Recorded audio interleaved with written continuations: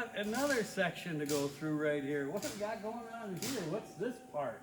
Well, this is mainly the fabrication area where we fabricate our car projects. So the first one we got going here is a 78 Mercedes 450 SLC. Second car we've done for this particular customer. He wanted a car that he could drive to track days comfortably and rip around the racetrack and be fast as just about anything out there. So we've got an LT4 in here, ported supercharger. We're doing a few upgrades to that that'll put it about 800 horsepower. And not sure how much it's gonna weigh, but we're cutting as much weight out of it as we can. It just amazes me is where we've went from the hot rodding era. So everybody now wants 800 horsepower, but I want air conditioning for my track car and everything too. Right, yeah. I want to be comfortable, and it's possible. That's what's so cool about adding all these modern electronics and everything and these modern motors to these older cars is now you can have your cake and eat it too. Now add a Schwartz chassis onto that too. Now you got your chassis, your motors, your suspension, your overdrive transmissions. Win, win, win, win, win. You got the best of all the worlds with all that. That is just a fantastic combination. Wow, we got a Mercedes, we got another Mustang, and I noticed this Mustang does not have your typical Ford Coyote motor in it or anything. What's this one got in it? So this one's got an LT4. Again, it'll be upgraded to around 800 horsepower. And the main reason for doing this is this engine, this guy wanted maximum performance, and the weight of the LT4 engine is quite a lot less than a Coyote with a supercharger. Probably more than 100 pounds. So, oh, really? You know, 100 pounds less weight on the nose, a lower center of gravity because those overhead cam, double overhead cam. Got the big engines wide have cylinder heads. the heavy cams up on top of the engine, and so this is just going to be an all-around better performing package. A lot more room in the engine bay, and you know, he wasn't afraid to just kind of go with the best and not necessarily what everybody expects to see under the hood. That's kind of sacrilegious with some people just get so set on Ford, Chevy, Chrysler, whatever. I could care less. I was just like, I want to build a car the way that I want to build a car, and I don't care what other people think. And here's a prime example of it. Hey, let's just scrap the Ford altogether. Let's throw a GM in there, best bang for your buck.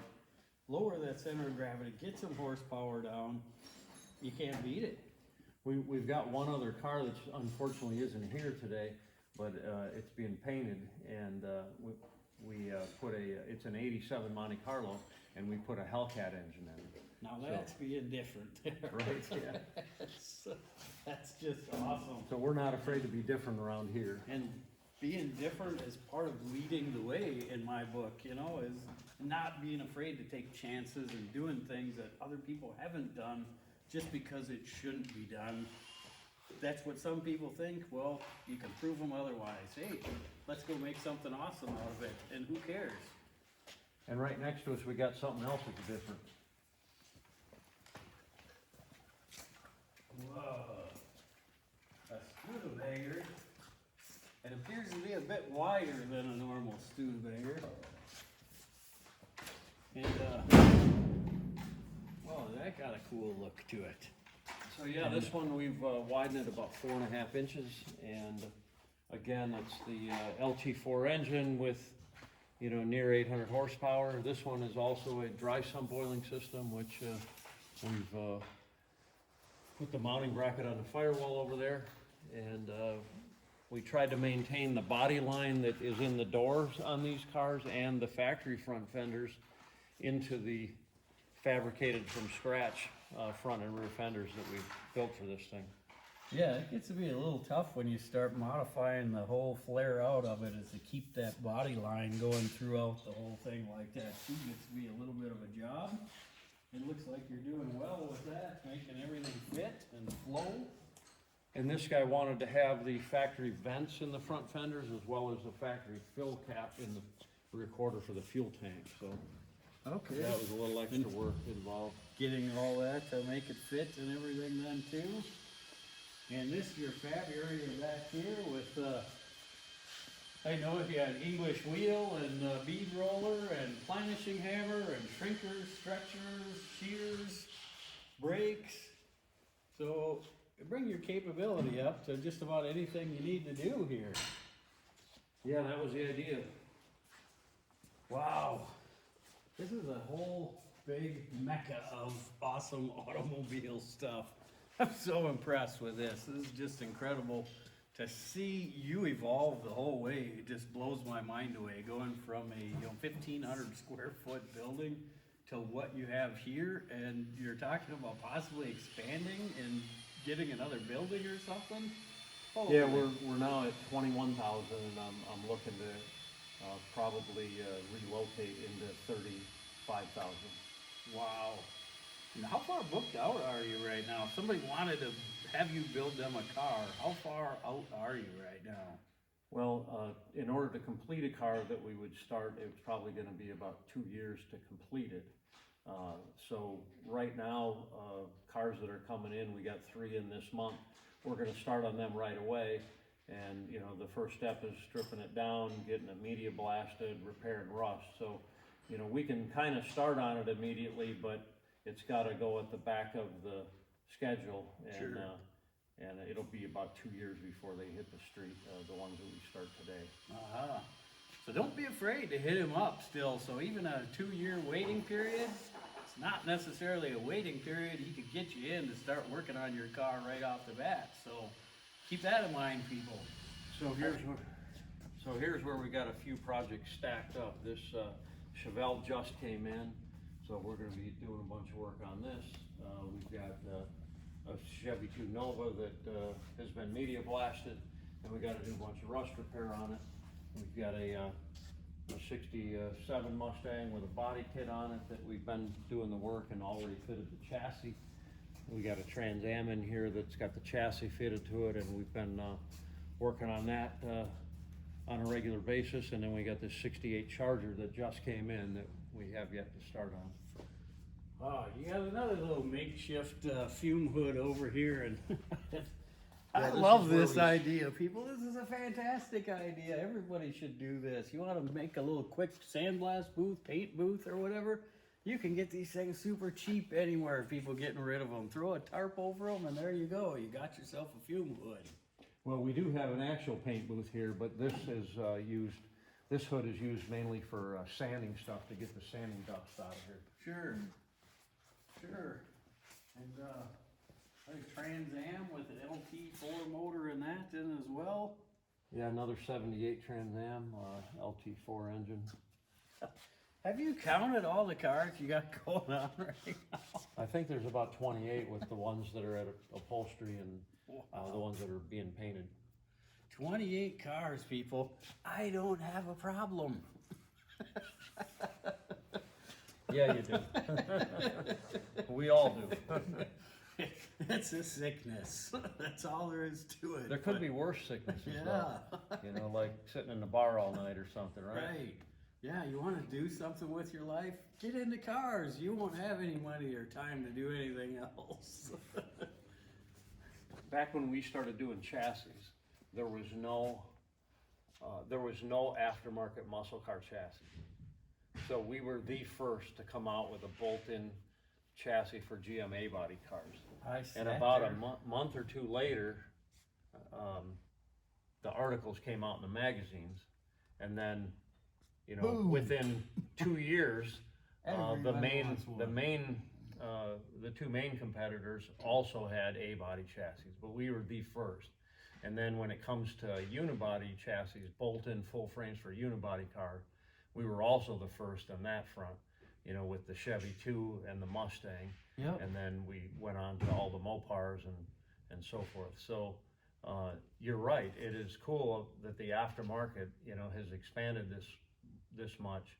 And I'm kind of grateful that I was, you know, part of the innovation that did that. Right, right. I remember at the SEMA show when you first debuted your chassis out there, I walked around that display and I'm like, why didn't anybody start doing this 10, 12 years ago? And I'm like, this just brought, and especially being from the Rust Belt, that I'm from, everything is rusted and shit, you know? So like you could spend months trying to fix all this stuff, or you just bolt a new chassis in it and a couple months later you're on the road with something awesome. That's what I love about the way this aftermarket has stepped up. It's just awesome. And most of the comments that we hear are, gee, that's a lot of money to spend for a chassis, but you gotta recognize that that chassis cost for the complete rolling chassis includes rear end and brakes and a lot of expensive components that you're gonna put on your regular car anyway. Right. And with us, that differs from other chassis manufacturers is you can actually buy a partial roller that'll roll around your garage, and we delete the shocks and the brakes, and you can actually, you know, get something for about $11,000 that'll roll around your garage. Yep. And the actual part that we fabricate, you know, is between, you know, $5,000 something to $5,900. So, you know, the actual frame is only a small aspect of that total picture. Now, we don't sell the frames by themselves because in the early days, we had people trying to hodgepodge their own suspension onto our chassis, and, you know, with product liability issues, we can't do that. But, Right. you know, we can, you know, I was that guy that was building cars in my garage years ago. And I want to still be able to supply those folks with, you know, what they really want. So we can sell a person a partial roller for around $11,000 for any one of our chassis. And, you know, that's at least takes a little bite out of that initial cost. Right, and now, you know, being as I just did this A-body Chevelle chassis at home, thinking I'm gonna save a bunch of money, do it myself and everything, I had months worth of grinding, cutting, welding, fabbing, bending all the tubes, welding everything in. I could have spent my time making money and working on other customers' cars and just ordering a chassis, and the thing shows up there, and now I can bolt it in. I don't know if I will build another chassis from scratch or modify another one. I honestly don't think it's really worth that much effort. I don't really think it is, because you're not really improving anything. You're just hobcobbling an old chassis, making it a little bit more rigid.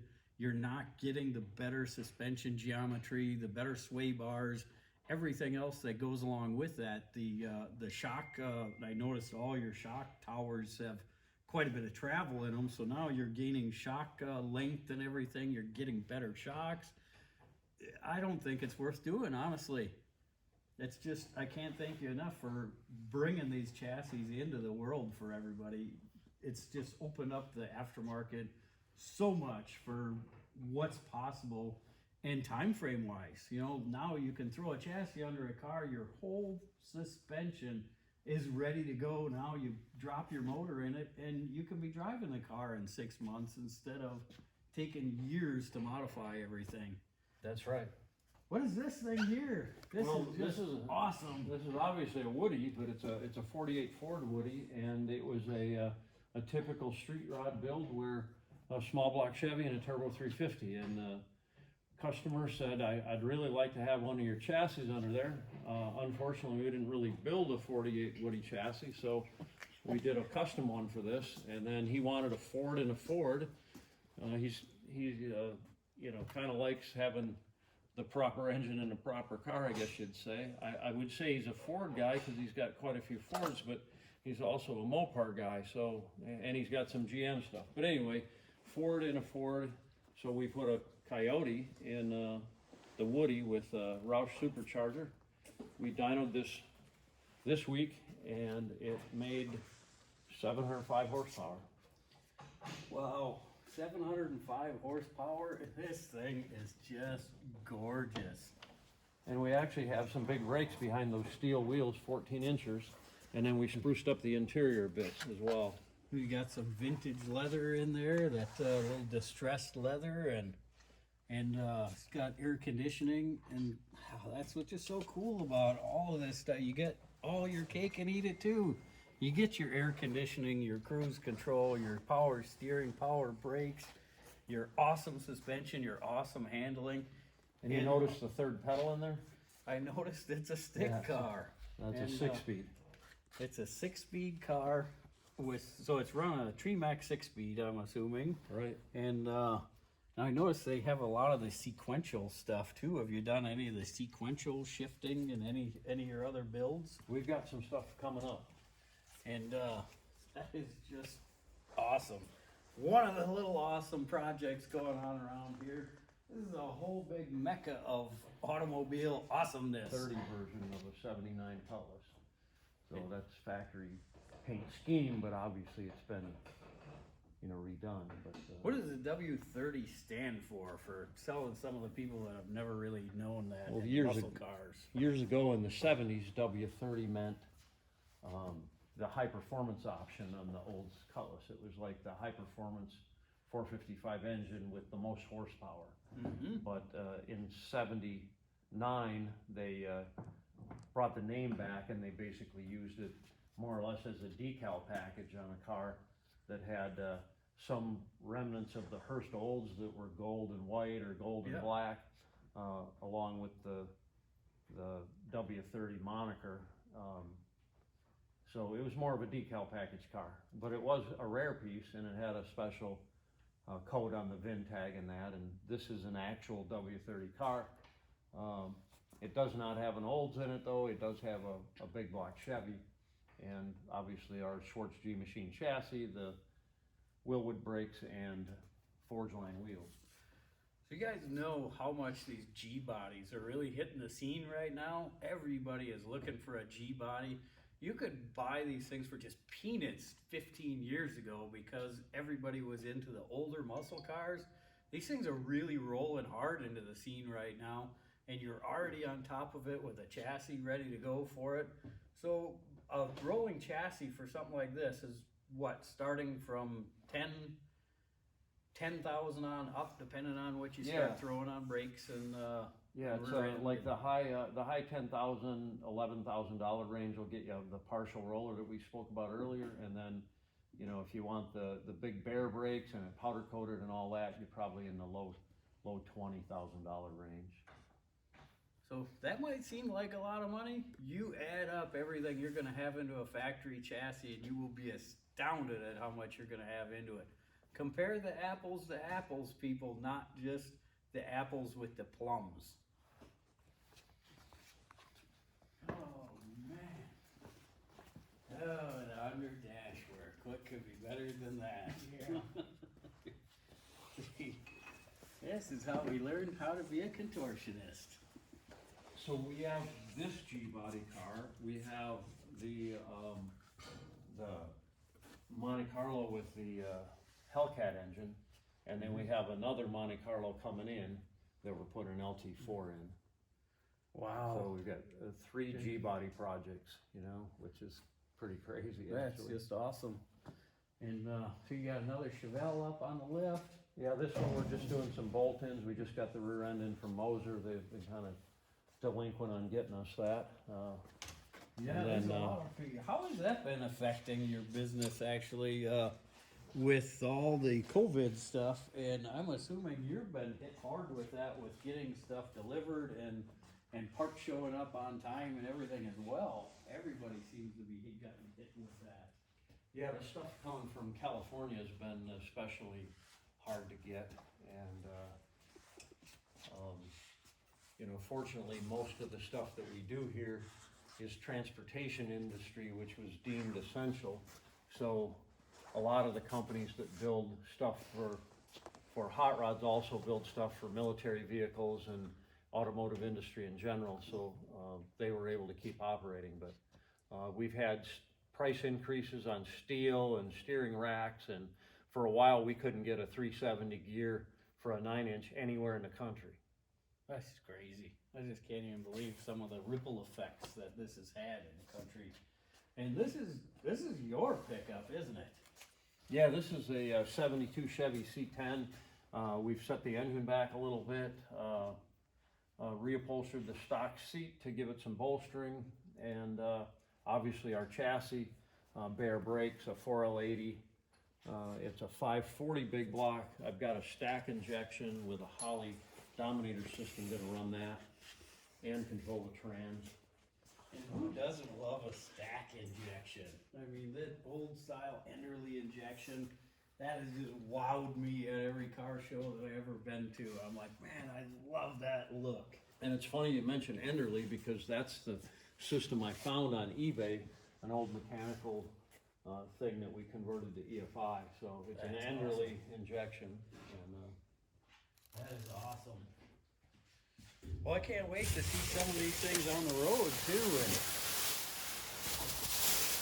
yeah, there's a beautiful stitch pattern. Got a little suede insert with it, and that's a modified factory seat, huh? yeah. Wow. Nice job. Looking good.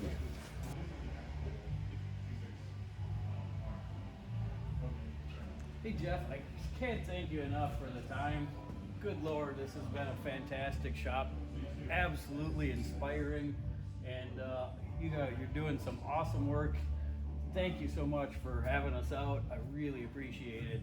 Yeah, thank you for coming, and you know, I really enjoyed our friendship ever since we met up in St. Paul at the Summer Nationals. So. Yeah, this has just been just awesome, people. And you want to have somebody build you a car or a chassis, here's your guy right here. And we got a whole lot more coming up, guys. I hope you guys enjoy this episode, and don't forget to like, click, subscribe below. We'll see you on the next one.